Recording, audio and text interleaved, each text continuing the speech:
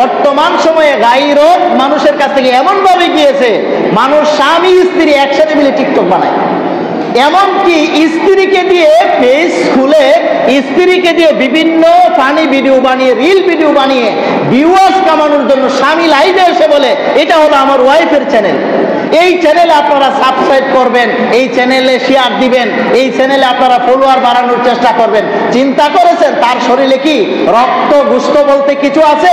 আমি বলি, যেই পুরুষ তার বউকে, তার স্ত্রীকে ফেসবুকে এসে ভাইরাল করার চেষ্টা করে, ওই পুরুষের শরীরে মানুষের কোনো রক্ত নাই, তার শরীরে আছে শূকরের রক্ত, তার শরীরে আছে সিগালের রক্ত, তার শরীরে আছে চতুষ্প জন্তুর রক্ত, কারণ সে দায়ী। আল্লাহ রাসূল বলছেন সালাসাতুন কদ হারামাল্লাহু আলাইহিল জান্নাহ, তিন শ্রেণীর মানুষের জন্য আল্লাহ জান্নাতকে হারাম করে দিয়েছেন।